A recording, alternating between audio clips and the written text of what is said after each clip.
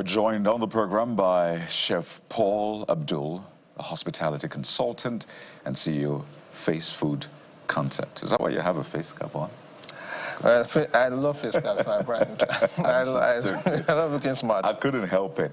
You're welcome to the show. Thank you very much. We're not even going to talk about how and why food is important. I think we've crossed that bridge already, particularly because a lot of people have had their breakfast already, unlike us, we're busy working. But the conversation today is about ease of doing business, particularly in Nigeria's food industry. And I want you to start by giving us a rating on a scale of 1 to 10. How impacted would you say the food industry has been by all of the different factors attendant in Nigeria today? On a scale of 1 to 10, 1 being very little and 10 being very much. Like impact of the food industry, right? Yeah, the impact on food industry. 10. Like very much. The impact of the food industry is like the air you breathe. Okay. So I take it that you're saying that the food industry has been largely impacted by the economic situation, the security situation. On a scale of 1 to 10, it is 10. On a scale of 1 to 10, if we say let's start by saying, okay, what does the food industry mean? Yeah. It's like air we breathe. But by the being impacted by the economic situation, is 1. I mean, 10. 10, almost 10. There you go. Why? You said ease of doing business, right? Unfortunately, ease of doing business is not easy. It's not easy at all. I can't even lie. But, you know, you operate in a sector that is vital to survival. Before people think of buying a car, buying a house, or buying clothing, they'll think of buying food. Food naturally comes first. So what are the biggest challenges confronting the food sector or the food industry in Nigeria today, at least from where you sit? I think majorly transportation.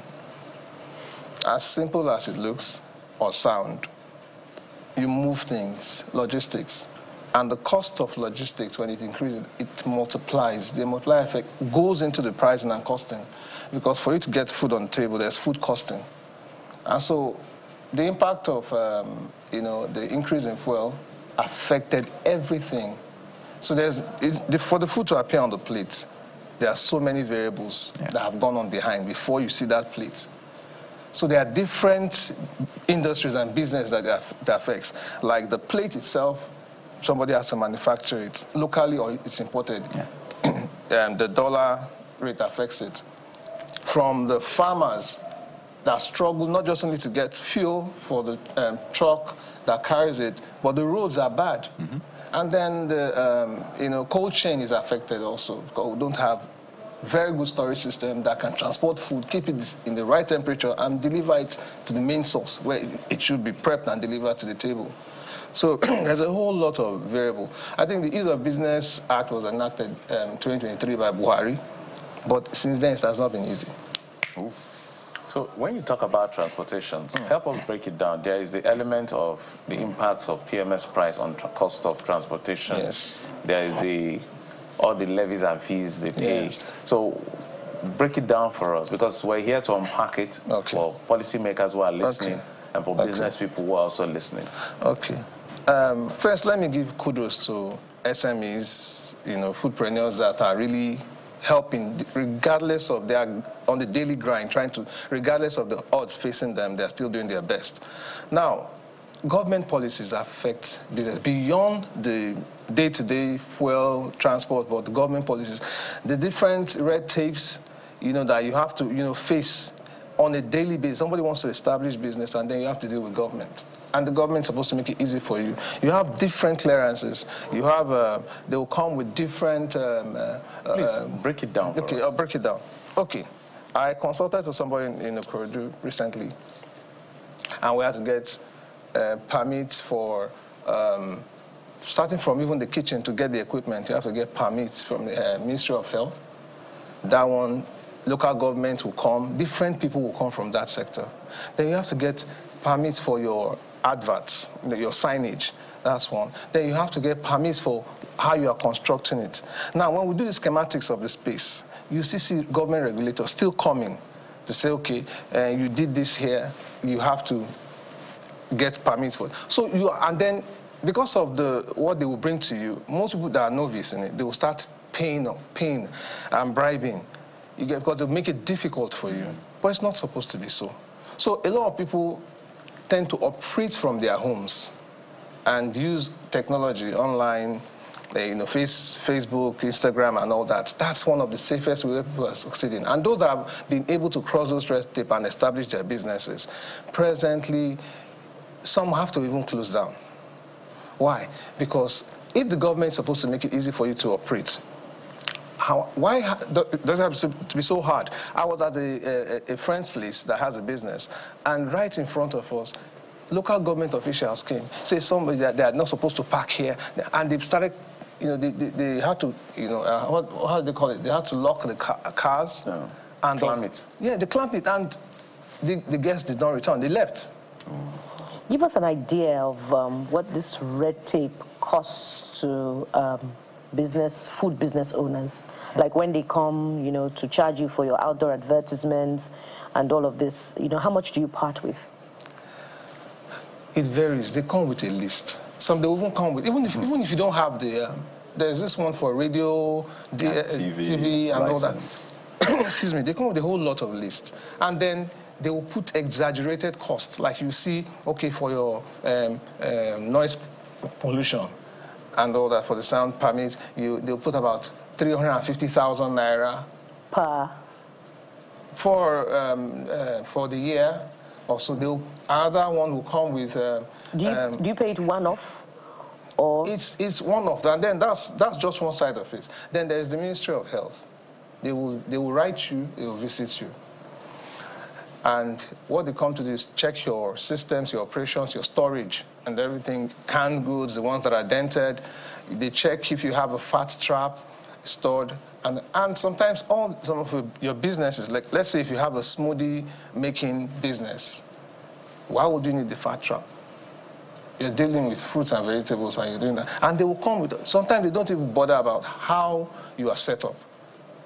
Because there are policies for all these things. But the local government officials, they are not, I don't think they are very enlightened about how they're supposed to do these things. And sometimes they come with area boys, so it has to be by force. So people have learned to cope with them because, you see, the ease of the business is the passion that you have for the business, because you have to survive and you love it. If you don't love it, you quit the business. So you're dealing with the Ministry of Health, local government officials, yes, and perhaps another ministry. Environment, what's it called? The garbage disposal unit people and all that. So, and then that's another issue. You sign up with them, they have to clear your garbage. How can you go and eat in a beautiful restaurant and it's smelling in front? So how does the SME survive? You have established businesses, brand like the Sheratons, the Codian. They have their clientele already. They have their guests. They have an established system for upscale. And if you're getting into fine dining, you want to do fine dining, you will suffer because you import your steaks. You import your some like soulfish. Some people import some kind of prawns. People import, even though we have some here. But how do we now? We are the one making it easy for ourselves by trying to be innovative, source from farm, close by. People are getting into farming, but where is that ease of doing business that the government comes in and says, okay, you have BOI, you understand? They support some, but it's few and far between because it's just too much. And you can't continue to tax, in that sense, poverty. You can only tax prosperity. So government should give that ease indeed, and we can say, let's tax the profit, but not tax people that are still suffering. And you've made quite a lot of points, which is meant to be feedback for government at the local, state, and the federal level. And this is what we do on the show, ensure that we bring businesses who are right there in the trenches, in that sense, to give feedback to government. You go to some places and you see VAT, you also see consumption tax. I wonder what's going on. I thought VAT is already a consumption tax, but no, they add that to it as well. It's about 5%. So people don't go back. You pay your VAT, 7.5, pay consumption tax. Okay, let's We're totally out of time, really, because we just want to keep it as short as possible. Quickly, one of the presidential aides said you can get food for $1 in Nigeria. A meal. A meal. How good a meal can you get for $1.5? $1. How much is it in Naira? 1.5. Let's just say 1.5. How good a meal can you get? Boiler and fish. I think you have answered that question already. Not good a meal.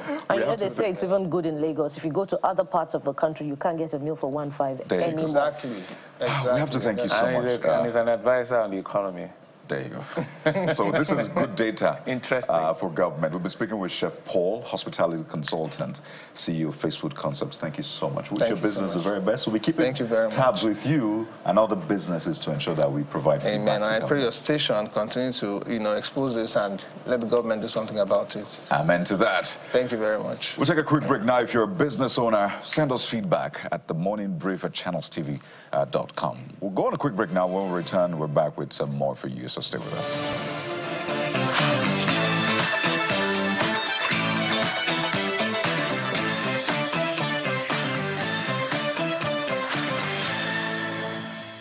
We're joined on the program by Chef Paul Abdul, a hospitality consultant and CEO of Face Food Concepts.